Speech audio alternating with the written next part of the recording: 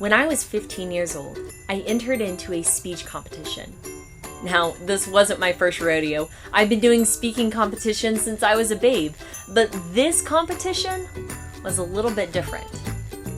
This was fully in Spanish.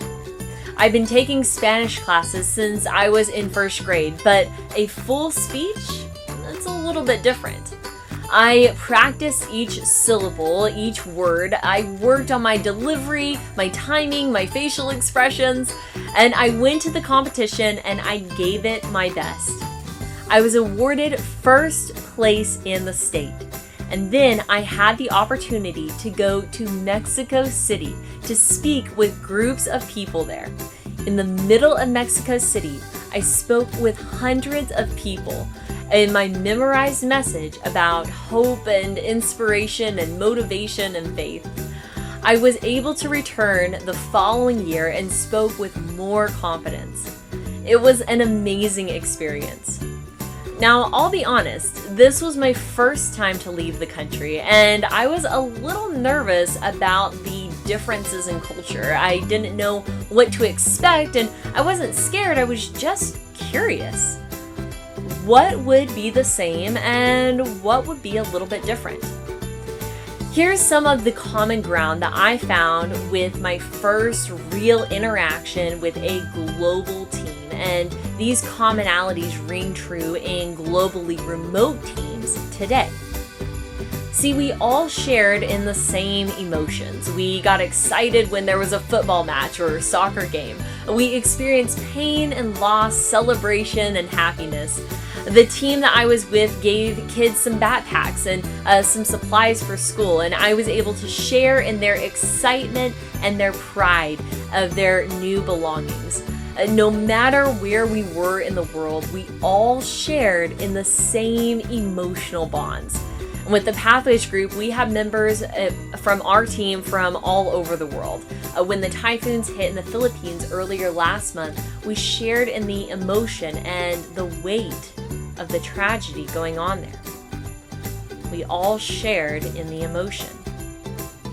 In Mexico City, we also shared in basic needs, a main one being food.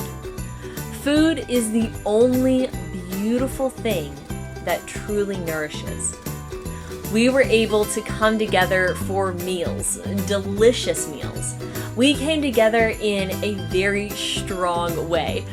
Food, just like art, music, and plays, they all tell the story of a place.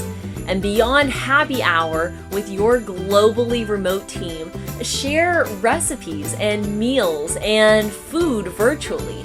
It's a different level of connection. Have someone teach a cooking class one night. It's amazing the open doors to conversation that it can bring. Finally, all long for relationships. I sat down with a group of kids in Mexico City and we worked on drawing pictures and doing crafts and making something awesome. At the end of project time, I had several of the kids give me their projects so that I could remember them. It was so touching. The kids introduced me to their families and friends, and we were building trusting relationships. And in our globally remote teams, you can bring in the relationship side.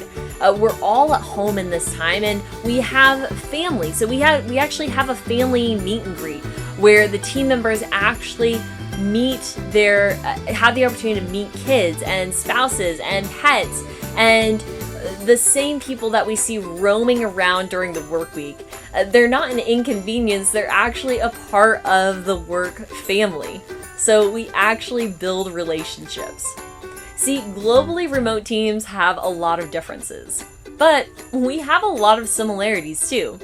I mean, we're all people. We all laugh and cry and worry and celebrate. We all focus on basic needs like clothes and food, and we all long for relationships. And in globally remote teams, the differences can sometimes be highlighted. So here's what I want you to do. Highlight the similarities.